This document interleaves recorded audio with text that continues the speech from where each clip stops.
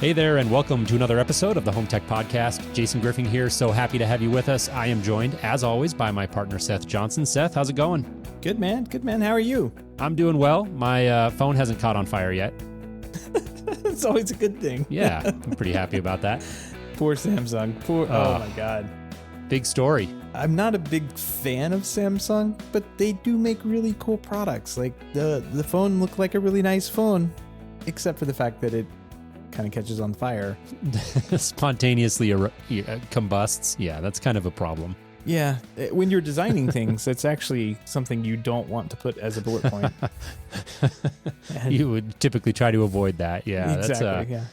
Man, that's a big story. I'm hearing it everywhere on some of the other podcasts I listen to. It was on the radio coming home. Samsung's in a bit of a bind here. I'm sure it's going to put a hurting on them.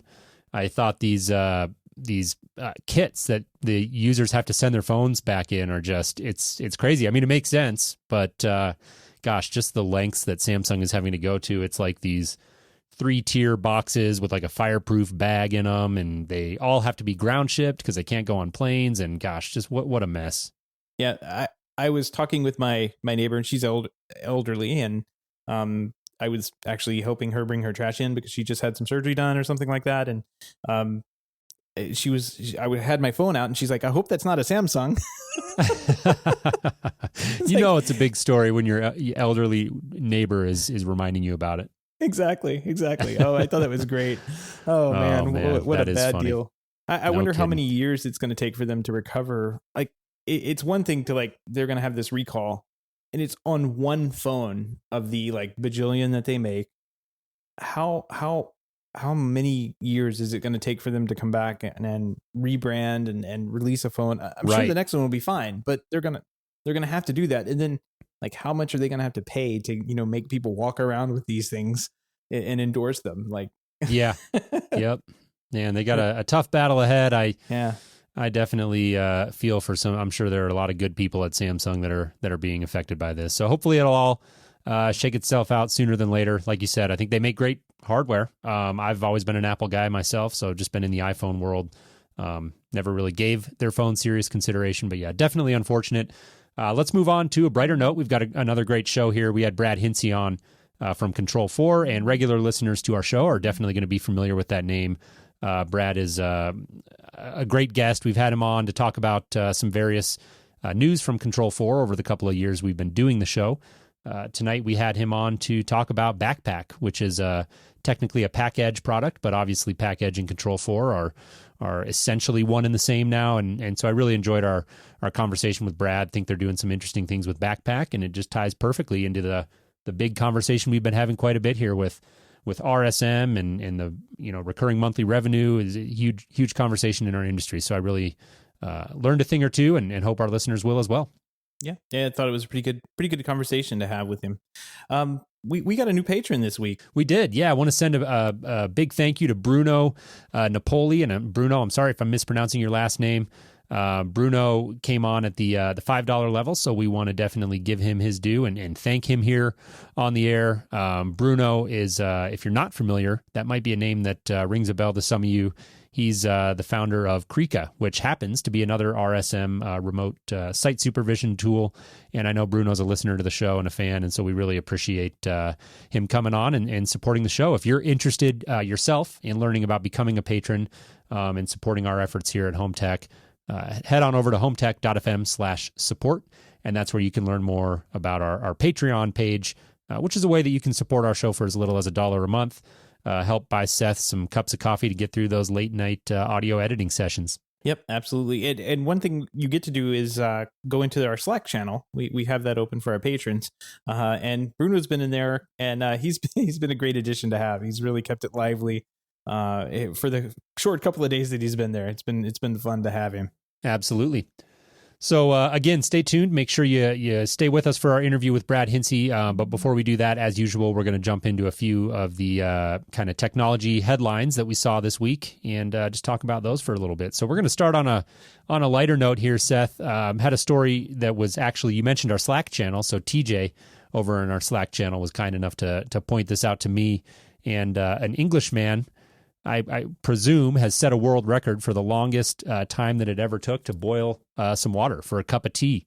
Data specialist Mark Rittman, I'm not sure exactly who that is, but spent 11 hours working on a connected tea kettle to try to boil a pot of water. And he was putting some tweets out about it. It kind of went viral on Twitter. Had a lot of people talking about really the value of these connected devices and is it all worth it? Yeah, well, it doesn't surprise me. I mean, coming from like the home technology background, right? I've spent 11 hours trying to do trivial tasks that, with an analog component would have taken 5 minutes. But that's kind of the nature of the beast, right? Like everything kind of has to work, and it has to work correctly, and it has to work in line with other different devices. I think he was trying to do something funny, like he was trying to do an Amazon Echo integration that wasn't really like it was a custom thing. But that's right. That's what you get into when you do custom work. Yeah, you get and integrators know that well. Oh, yeah. Yeah, exactly. That's why we're always trying to color within the lines. But yeah, in fairness, he was trying to do some custom Echo integration with a connected tea kettle that wasn't necessarily built out of the box to do that. And so this was all tongue in cheek and meant to be a little bit funny. Yeah. And some of the tweets will include a link to HomeTech.fm/132. Go check that out. It was a spirited dialogue, and I thought pretty funny. But at the end of the day, hats off to him. He got it working. It was a custom integration, like we said. And but I do think it begs the question because a lot of people will run into issues with a connected device here and there, and maybe they're not trying to do something custom. And it definitely touched a nerve with people in the Twitter sphere about, hey, why don't you just buy a normal tea kettle? Like, Luddites. What was wrong with all of them? Yeah, right, exactly. So, yeah. Anyways, kind of funny. Definitely worth going and check out. Thought those tweets were pretty funny. Yeah, I've seen this is kind of a trend, right? Like this is one of those things is to kind of like throw some shade towards new Internet of Thing devices, and really like you and I have kind of been watching this for a while. Like we've been looking at the industry and saying, oh, look at this month. There's a guy who came out with a light bulb that has a speaker in it. That's really cool. Who knows if it would catch on, but somebody has to do that, right? Like you're never going to know if you don't make the light bulb with the speaker in it, if it's going to be a product that people are going to buy. And what if you know what this reminds me of, Seth? What's that? Did you ever get your internet connected crock pot? I did not. Oh man. It didn't come in quite the right color combination, I guess. Well, I know how that goes. Oddly enough, I have 6 crock pots now. I don't know how that happened. and not one of them is connected. Not one of them is connected. No. But I mean, it's kind of a trend to kind of like poke at these things and make fun of them and say that they don't work as well as their analog component, like a light switch, a smart light switch. Of course, a smart light switch with a computer inside of it that's smarter than a dumb light switch is going to have a problem. We haven't gotten to the point where we're making computers flawless as like a contact closure for a switch. I mean, that's either on or off. It's a physical device that closes a circuit and turns on your light. But the stuff that you gain, like you're not going to get a dumb tea kettle and set it on your kitchen countertop and then say, hey, Alexa, or hey, Siri, make me some tea, and have it happen. It's never going to be something that you could do with a dumb tea kettle. But with the smart tea kettle, at least you have that option. Whether it works or it's a pain right now to set things up, that's one thing. But I'm definitely. I'm optimistic. Like you and I have seen things improve like exponentially over the past 5. Well, we've been doing this for 10, 15 years. We've seen things go from stupid, horrible, universal type remotes up to like complete control systems. And now you have these beautiful Neo remotes and things that have come out. You've seen horrible distributed audio systems. I'm not going to mention their names. Go all the way into, Sonos or and Amazon Echo. I mean, and Google Home. I mean, this stuff is getting better every day, and it's not perfect. But I think the advantages you get from the smart devices definitely outweigh the small amount of frustration you may have for 11 hours one day. I agree. Yeah, and it's a weekend project, right? Now he can walk downstairs and turn on the tea kettle with his voice. So I'm sure he'll get some enjoyment out of that. Who's and I laughing agree. now? I think it's exactly. He emerged victorious, and I'm sure that was a good feeling when it finally worked. There's actually a video of it. Again, we'll include in our show notes. But let's move on here. Another story, Panasonic came out with a wireless switch. Seth, I'm going to love this story because it's tactile control. But it's actually interesting. They unveiled it at a show called C-Tech, which is out in Japan. It looks like an IoT show I wasn't familiar with. Interesting part about this story, though, is that the Switch actually doesn't require any batteries. It uses a small generator inside it that essentially converts motion into energy. And so it's a battery-free wireless device. Thought it was kind of funny. The article mentioned that one of the demos they were showing is that you could actually put this thing in a chair and then sit on it to activate it. So you can literally activate a home automation scene by sitting on your I'm gonna have to bleep that, but this is a family show, Jason.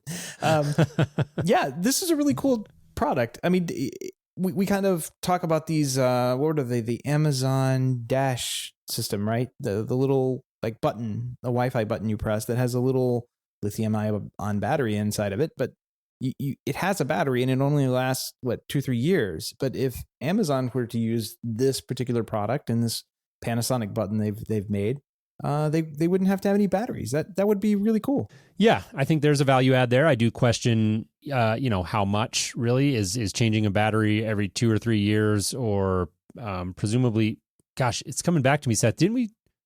Maybe I'm confusing myself, but I thought we talked about those dash buttons, and wasn't there something that like the batteries weren't even going to be replaceable? And they're people not. Were getting they're not. No. People were like getting upset about that because Amazon's basically just saying, yeah, when it's done, just throw it away, which, right. Whatever. Drop in the bucket, really, when we talk about the environment. But in any event, yeah, totally. I see the value in not having batteries. I see people cringe from that a lot. We sell a ton of Lutron, and we are huge fans of all their product lines, but the triathlon line, the battery-powered stuff in particular, very popular. Yeah, shades, triathlon shades, very, very popular in retrofit environments. Here in Denver and up in Boulder, we've got a number of areas where there are historic districts, and sometimes we'll work in these homes where you're pretty limited in terms of what you can do as far as opening walls up and running wire.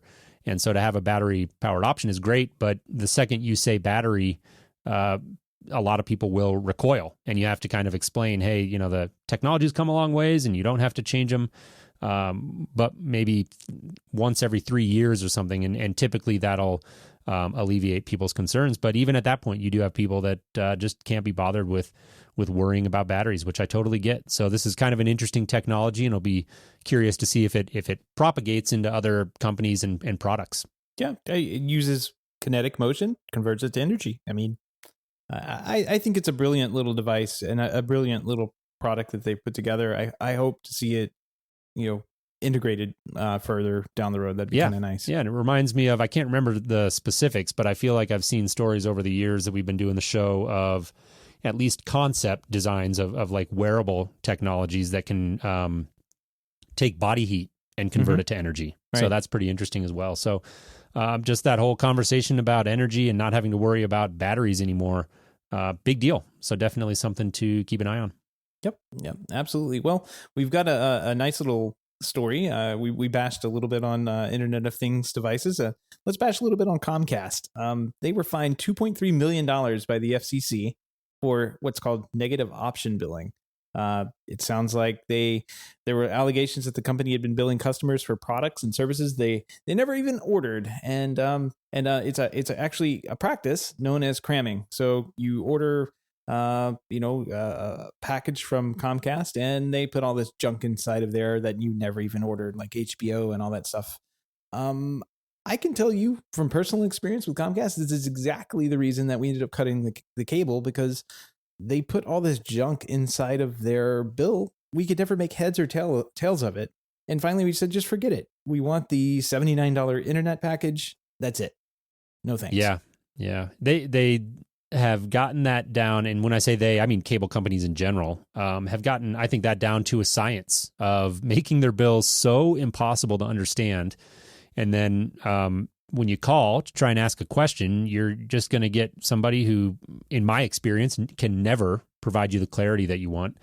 And so you just get to a point where you either roll over and accept it, or you get fed up and cancel and cut the cord. And I think we're going to start to see more and more people doing that with, the amount of options that are now becoming available. Over the top content, obviously a huge deal. I don't know. I think a lot of this just is bad business practice. Obviously, in general, there's a lot of negative sentiment towards Comcast and cable companies, which I totally get.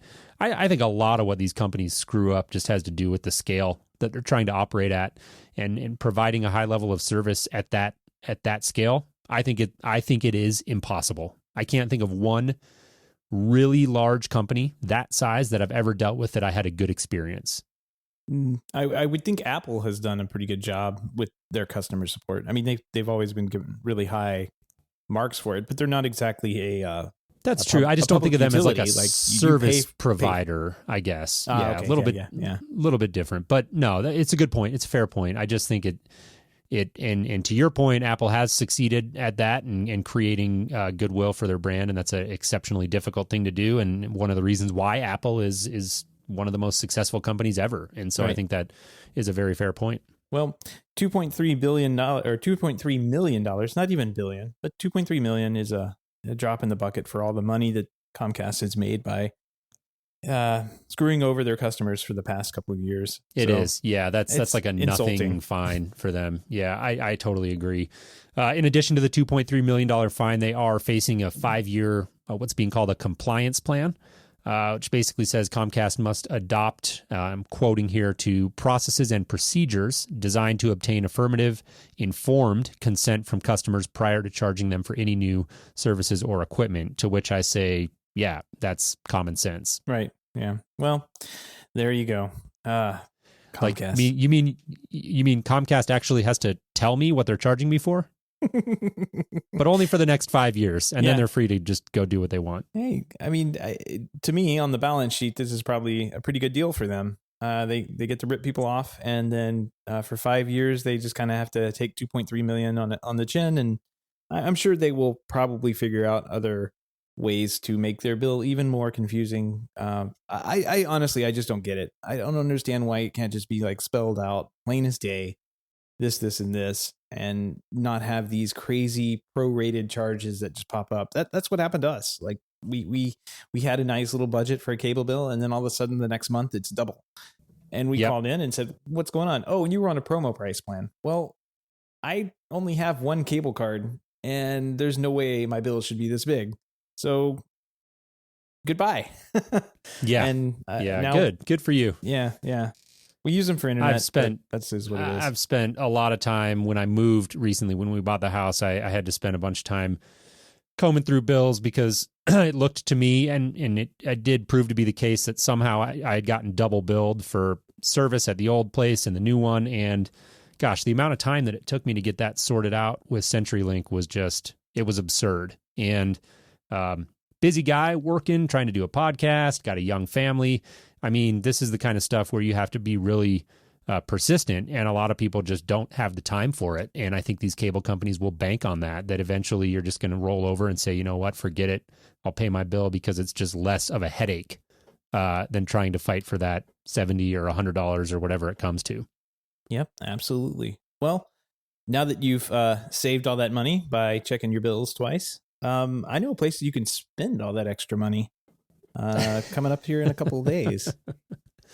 Yeah, big auction going on here in Denver. And man, this is a crazy story. And so listeners to our show will be familiar most likely with the company HAUS, HAUS, Home Automation University. This was a new venture started by a company here in Denver that has experience in the home technology space. Company called Essentials. It kind of branched out and did it. There was a bunch of coverage about this in CE Pro and a couple other industry magazines.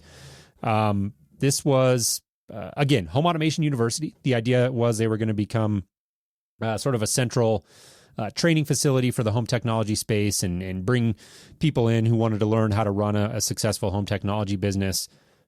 Very ambitious venture. They built a 25,000 square foot campus here in Denver. I have not had the opportunity to see it in person. Sounds now like I never will, because they are officially closing their doors. Well, you'll get a couple of days opportunity to go check it out if you want to bid on any of the equipment they have, including the 52 TVs that were hanging around the 25,000 square. 52 God. TVs, all Just Add Power, run by Just Add Power, which is HD over IP. This wasn't an inexpensive venture at all. We'll put a link in the show notes to the auction. You can take a look at the facilities. Holy cow. They went all out on this thing. They were swinging for the fences. Seth, they got a salad bar for sale with some sneeze guards. There's you interested? 2 of them. Two of them. Yeah. One for you and one for me. I really could use one of those. Well, I'll throw $5 towards it. You may have to store it at your house a little bit. I don't get up to Denver very often, but just put it in your basement there next to the recording. Yeah. Yeah. Oh man. It's tough. I don't want to make too much light of it. It's a big story. This was as you pointed out, a huge venture. A lot of resources invested into this. I'm sure there are some very good people involved with this venture that are not left in a good spot, because this really did not last long. I'd have to go back and look at the dates and the timeline, but this was pretty recent and something that we've definitely been hearing about as far as when they opened and all of that here in the local market. It's a venture here in Denver, like I said. And so I was very surprised that this happened as quickly as it did. I have to go back in the archives and look to when we first talked about it. And I'm pretty sure I'm on the air saying that I didn't quite buy it. I think the initiative was good. The intent was good in terms of, I do think our industry needs a better educated workforce, and there are a lot of different ways that you can come at that. But I just didn't quite see how this model was going to work, and I did think that it would probably hang around longer than it did, though. And so that was the interesting thing to me, that this really just, for whatever reason, and who knows, don't want to speculate, but it just didn't pan out like anybody expected, even me. Yeah, this was just kind of going back to the original announcement on this. It was December of last year, so it didn't last very long, not even a year. Well, that was the announcement, but like I said, I'd have to go back and dig it up. But I know that they didn't open right around that announcement. It took them a little while, I believe. I'd have to go back and fact check myself on that. But I know that there were stories coming out about it, and it was being covered in CE Pro, et cetera, before they were, at that time, they were still, building out the facility, to my understanding. And gotcha. I think some of it also had to do, I don't know how much it had to do with the delaying of the opening in general. But I do know that they were working very closely with Savant on the new remote, and there were, as people know, some delays on the shipping of that. And I don't know if that had anything to do with delaying the opening, but I do know that that was a big part of it, was kind of a partnership with Savant to do some training for them. And so I'm sure Savant is bummed out that this didn't work as well. Right. And this, to kind of go back and talk about a little bit what they were trying to do. You mentioned it was a training, but it was a little bit more than that. They were kind of, from what I gathered, I did have a chance to talk to a couple of these guys at CEDIA, and they were very, I think they were very qualified for the jobs they were trying to do.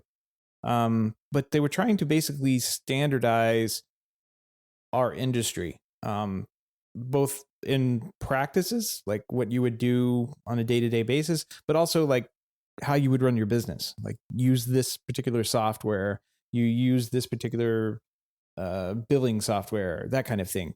And I know that, like, if you were starting up a home technology business, this might be a pretty good investment to do, like, just to kind of get a head start. But I think your skepticism and wariness of it was well founded. Like, it's not something that I think a well-established business is going to run out and try and do. And then again, they're charging about $1,000. Oh no, they didn't even say. I thought they were going to say they're charging a yearly fee on top of all that to be part of this membership program for HAUS. Like it was kind of a strange setup altogether. And I'm kind of sad that they didn't really, make it off the ground, because I think we do need something like that for the industry. We do need some standards set in place where we can barely define ourselves with a name, right? This has kind of been our joke. Don't call me a technologist. Yeah. Yep.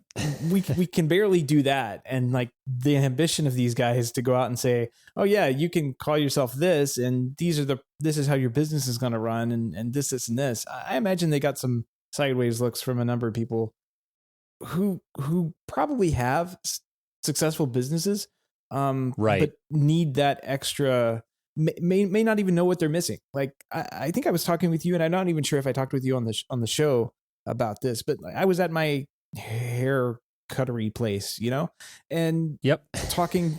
We talked about this. Like, I was talking to the girl who cuts my hair, and she's like, "Oh yeah, we were here on Saturday. We had a leadership meeting and a team building thing, and we have to work on Saturday. And I was just in New York. I had to go up there." Like, these people train. They are constantly learning how to further their, get ready for this word, career.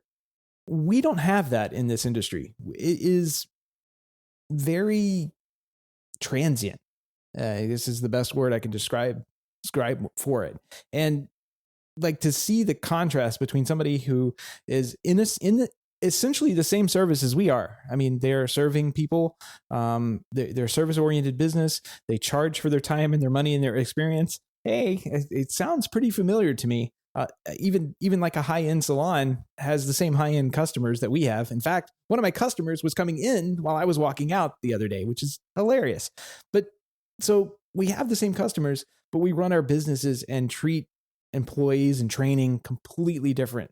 And I thought it was kind of eye-opening to sit back and think about that and say, hey, why aren't we doing something like this? Why don't we have a standard way of doing business across the industry? It's kind of frustrating at some point. And then, somebody can be pretty successful without having any of this and say, well, I'm successful, so I don't need any of that information. I don't need to further my business any more than I already have. And right, to some point, they're probably correct as well. Yeah, I think we've got an industry. The home technology industry is very full of entrepreneurial people who have built their businesses their own way, and I felt like that was probably the fatal flaw in my mind of HAUS, was that focusing on trying to tell people, here's the high level accounting, and here's how you run your resource management and all this sort of thing. I just don't think is going to resonate generally with people in our industry. Like you said, maybe people who are just coming into the industry and just getting started. But I didn't get the impression that was necessarily the only audience that they were targeting. And I don't know if even that audience would even be enough to support the business model. But I agree. I think that I think there's a place in our industry for some more standardized training, maybe more vendor specific. I know CEDIA does a lot of this, and they would probably take issue with us saying that, hey, where's all the training and where's the leadership training? Because there is stuff out there, but that's for their members, right? Yeah, right. And also I just feel their like members make up a very small portion of the industry, is all I'm saying. Yeah, which is true. And I also think that it's a lot of it is it's just different. Like, it's not I think vendor specific is the key, right? Like HAUS was trying to work with Savant to say, hey, we're going to kind of be your training partner, and if you want Savant training, you come to us. And I think there's a concept there that could be hashed out in certain ways that could potentially work, that I don't think CEDIA could necessarily do, just because they have to stay a little more neutral than that. Right. Oh, that makes sense. So, all right, Seth. Well, let's jump into our interview here. We've covered our news stories. Once again, we had Brad Hintze on from Control4. We talked mostly about Bakpak, which is the remote systems management tool, the RSM tool from Pakedge, which is, of course, owned by Control4. So really enjoyed our conversation with Brad, and let's get started. Hey, Brad, welcome back to the show. How are you? Hey, you guys. I'm doing really well. Great. I finally recovered from CEDIA. Yeah, I hear you there. That's been a recurring theme on our shows since CEDIA, and so we're happy to have you on. Know you guys had a lot going on there, and we're going to touch on that quickly and spend the majority of our time here talking about Bakpak. I think that's a really interesting story, and clearly one of the big things you guys were showing out at CEDIA. I know, Brad, you're becoming kind of a home tech veteran. We've had you on the show a couple of times, but just in case we've got some listeners who aren't familiar with you and what you do, why don't you give us just a quick personal introduction here? Yeah, so I do all the product marketing for Control4. I've been here for about 2 years. It's been a lot of fun. I introduced the EA controllers, international square wireless lighting, several different OS versions, Pakedge, and everything that we did at CEDIA as well. Awesome. Well, speaking of CEDIA, before we dive into Bakpak here, why don't you give our listeners just a quick recap, kind of the high-level bullet points, in case they missed any of our CEDIA wrap-up episodes about just some of the core things that Control4 was showing out in Dallas this year. Okay, yeah. So a lot of news items. I think we packed in a little too much, maybe. I don't know. Never mind. That never happens, right? But our biggest release, and the one that we're really excited about, is Amazon Alexa adding voice control to any Control4 home. We've had really great adoption rates as well. About 10% of the homes that have upgraded to 2.9 have also added Amazon Alexa. And on average, they're talking to Alexa to control their Control4 home, 3 to 4 times a day, and 40 connected lighting and thermostat and scenes in each of those homes. So really excited and really pleased with that. It's a very natural way to speak to your home. We did a smart home skill, so you can just say simple things like, Alexa, turn on my home, or Alexa, turn on good morning, making it really simple. So we love that. That was a really great news piece. The next thing that we gave to Control4 homeowners and to dealers as well is the latest version of our operating system, OS 2.9. That included a new experience for shades and blinds, integrations with all the popular manufacturers, QMotion and Lutron and Somfy. So that was exciting. And then several other enhancements with 2.9. Another announcement that we're really excited about is that we support now nearly 10,000 devices that can be connected into a Control4 home. And we think that's a pretty big milestone and a pretty good position. That gives dealers, that gives consumers, that gives everyone a lot more choice with what they bring in and orchestrate inside of their home. So that's a good bump. Very good. Very good. Yeah. We had a chance to catch up on the show floor and talk about a couple of things, but one of the things I missed when I was speaking with you was the Bakpak announcement, and this is a product that comes from the Pakedge side of Control4. From my memory. Okay, well, tell us a little bit more about what Bakpak does, and then I guess what you guys announced at the show revolving around Bakpak. Yeah, sure. So I know it's hard to believe that we missed that one in our conversation, but Bakpak was a big discussion point for a lot of dealers at CEDIA at our launch event. I was up on stage talking about it. It's new for almost all of our Control4 dealers. It was available previously to Pakedge dealers, but at CEDIA we made it available to Control4 dealers. And Bakpak is the tool for dealers to be able to manage all of their customers' connected homes.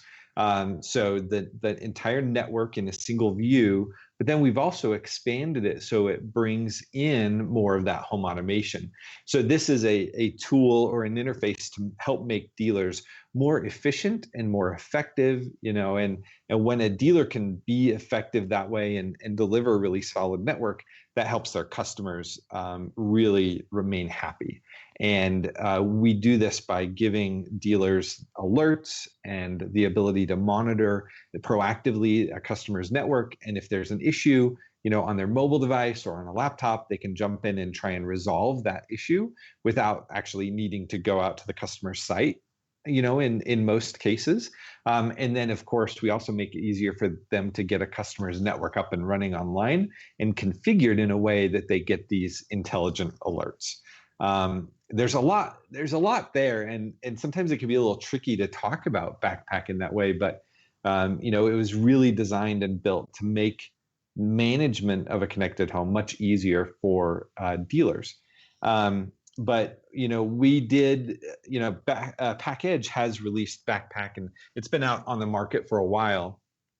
But one of the things that we saw is that this kind of tool is really the most useful when a dealer can use it in every home. And when you or a dealer have the ability to log in and see all of your customers in one place, that makes you more efficient, and that makes that tool far more valuable. And you don't need to, for this customer set, I use this, and this customer set, I use that. And we saw that the licensing is and can be a hindrance for dealers, because then, on a project by project basis, almost, you have to decide, this project I can absorb the cost or I can charge the customer, but this project I can't. They're super budget conscious. So one of the other things that we announced with Bakpak, in addition to making it available to all dealers that buy Pakedge products, we've also announced that it's now available license and subscription free, because we wanted, and we think we're excited about it because we just wanted to remove all of the friction for a dealer to be able to just adopt this tool.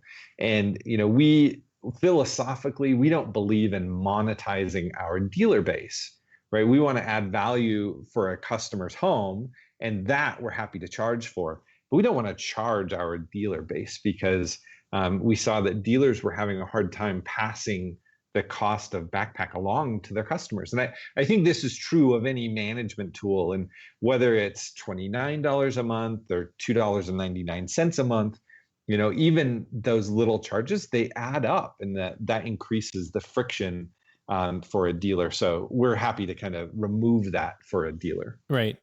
That I can tell you from being a long-time Control4 dealer, Control4 programmer, one of the nice things that we tried to do in most cases was use the Control4 diagnostics that were inside the system to try and figure out remotely what was going on at the client's home, and to now have that ability to do kind of the same thing, but on, I guess, more broad scale, because you're not just monitoring the Control4 gear. You're not just monitoring processors and touchscreens and Zigbee lighting. You're monitoring the network that's out there.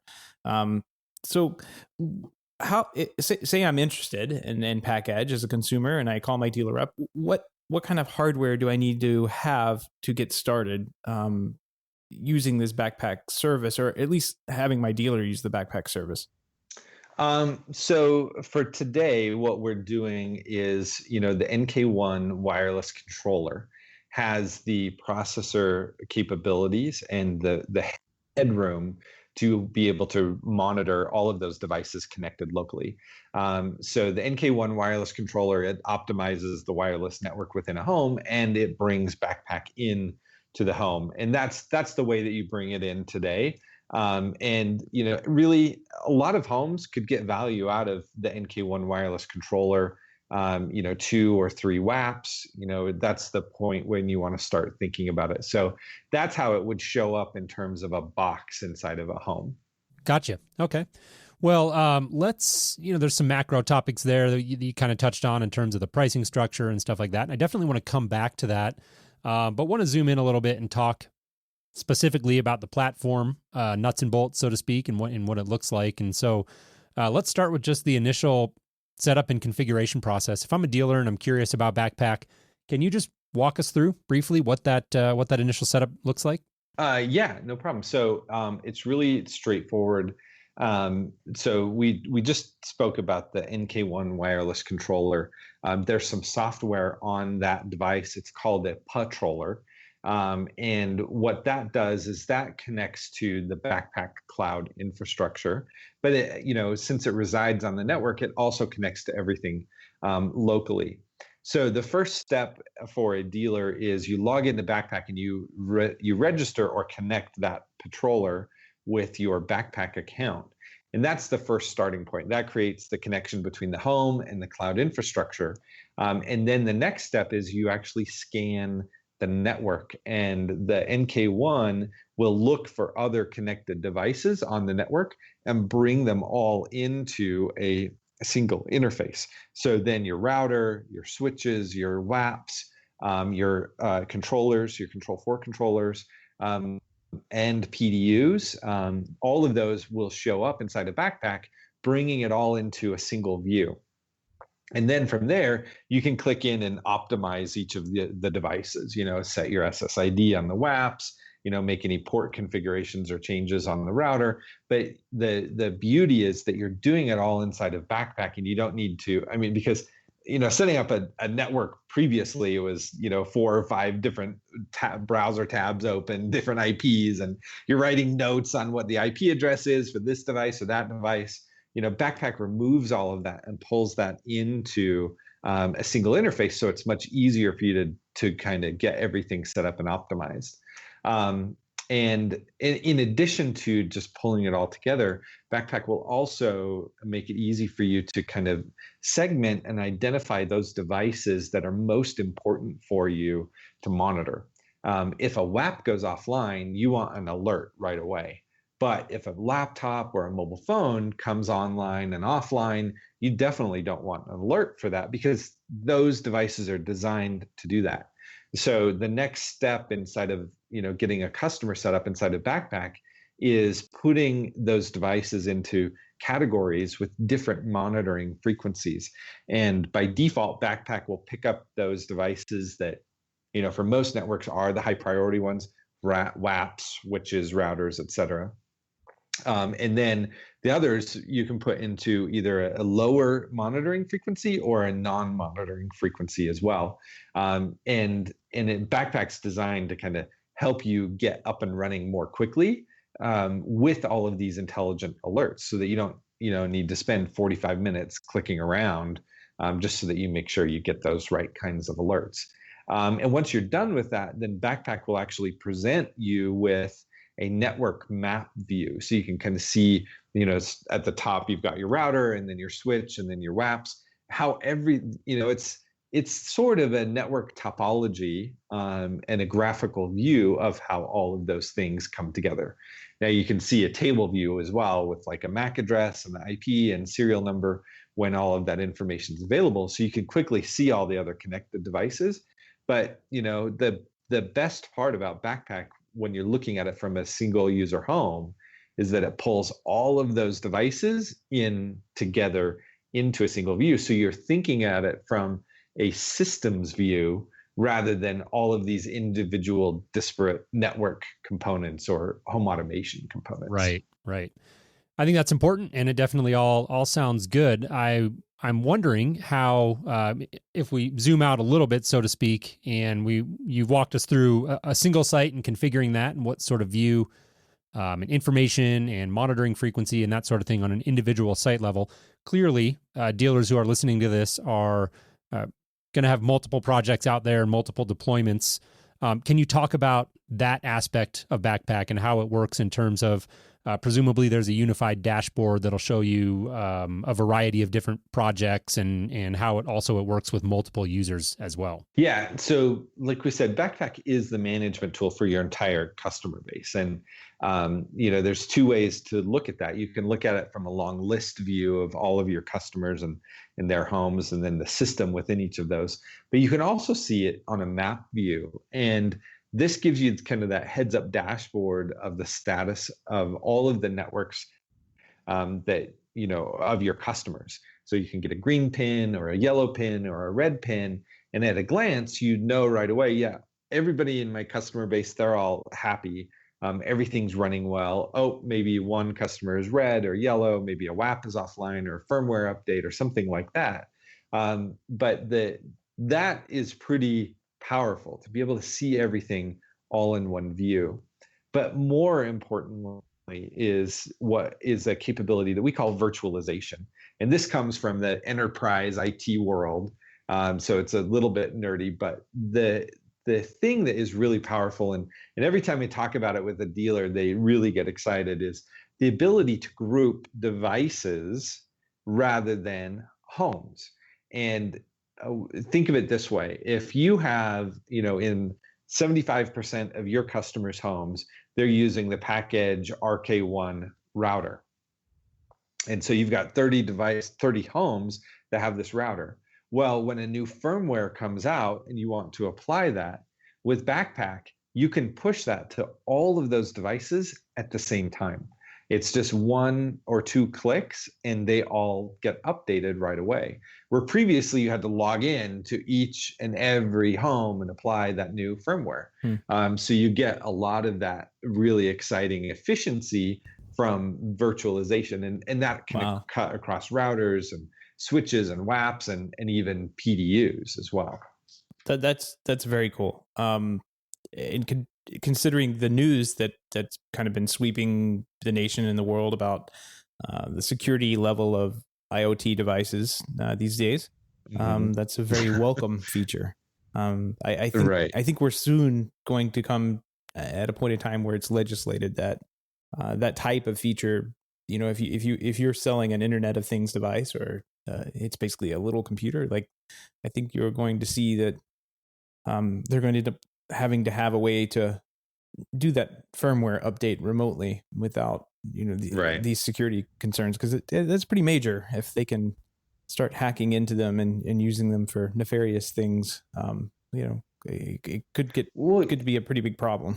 Yeah, for sure. And when you think about it, the vulnerabilities exist oftentimes just because of, a derogative way to say it is laziness. Right. And it's not really laziness. It's just like, okay, so what, it's good hygiene to continue to update my firmware, but I also have to run a business, right? And so people have to make those trade-offs. And the easier you can make it, the more likely you're going to do that kind of hygiene that does protect both you and your customer. Yeah. Right.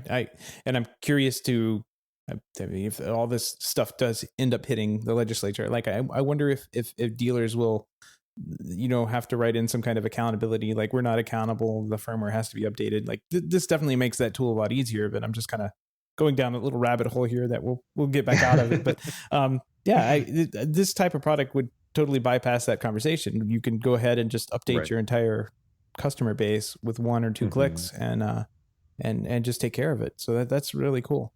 Is it just a web interface, or is there like an iOS Android app as well? It's both. So you get the web interface and the iOS Android app. And with this release, we released an all new version for the iOS and for Android. And that's an important distinction between mobile and laptop. Because we know that dealers are really busy. They're out on another job site, or they're enjoying their own life. And the ability to access it and do many functions on the mobile devices is really important, particularly when you get an alert, you want to jump in and try and fix it right away. Right. I mean, it can save, it can make you look a lot better if you know these things are going on. And sometimes network things are very intermittent and not seen immediately. Like you wouldn't notice if your internet connection was going up and down every 15 minutes. It might cause a problem one day when you're trying to watch a movie, but you would notice day to day that was going on, especially if you're working and you're not at the house most of the time of the day. But if a dealer can see that that's going on, or someone is monitoring and saying, hey, this is going on, that really does help out. Let's talk a little bit about this, the VLAN setup that Pakedge calls zones. I'm pretty curious about that. I've always heard of it, but I've never been able to really wrap my head around it. Is it just like an easy VLAN, or is it something special Pakedge has done here? It's really, this is a super nerdy way to describe it, but it's really kind of an abstraction layer on a traditional VLAN. So it is a real VLAN in the back end, but Pakedge has simplified the setup of a VLAN by making the definition consistent between multiple devices, because multiple network components. When in a traditional VLAN sense, you have to go in and define the IP ranges and configure that across everything. And if you miss one IP range or one number, it can throw the whole thing off. But when you have a consistent definition, so every WAP, every router, every switch, they all have package zone 1, 2, 3, and 4. And now you start assigning your devices to the zone, then you don't need to worry about IP ranges and all that. That's all taken care of for you. So it makes it much easier for a dealer to approach implementing and using VLANs to really optimize some of those larger networks and things that have a lot going on inside of the home. Oh, that's really great. I mean, I've been in the situation where you have a couple of different brands of routers and maybe Cisco switches, and then you run into some Luxel gear, and it seems like everybody kind of does the same thing, but they all call it something different. And that's really nice if you guys have kind of just, or Pakedge has just kind of unified the vocabulary, if you will, and made it easy to set up, because those tools can be really powerful and really help out on some of the large jobs. Can you see across the VLANs like inside of Bakpak? Yes, you can. Yep. And you have the ability to see across those VLANs, and then of course make any changes that you need to as well. And that will get better over time too, and that's the benefit of having a cloud platform like Bakpak. We can kind of continue to roll some of those updates and changes as well. Gotcha. Very cool. Well, Seth alluded to something there that I want to follow up on a little bit. He mentioned, sometimes projects where you've got, let's say, network hardware from different manufacturers, or there may be dealers out there listening who are very interested in Bakpak and some of the stuff that you guys are doing with that platform that may or may not be Control4 dealers. So I'm sure this is a question you guys get all the time, but it's definitely an important topic in this emerging category of remote systems management.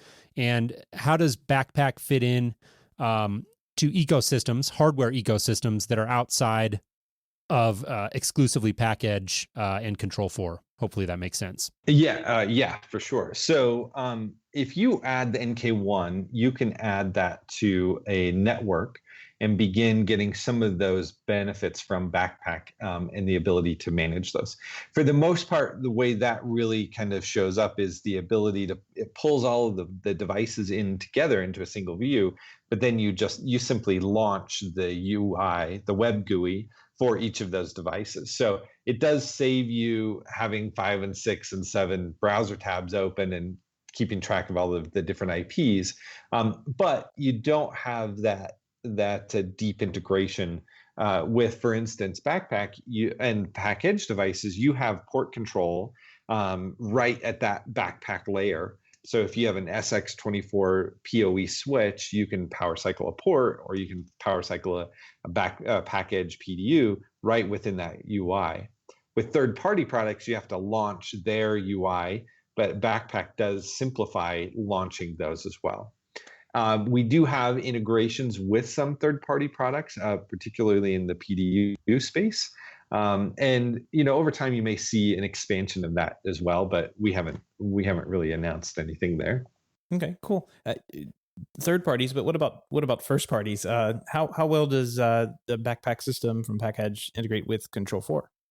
So that was one of the really exciting things we announced at CEDIA, is a more tight integration with Control4.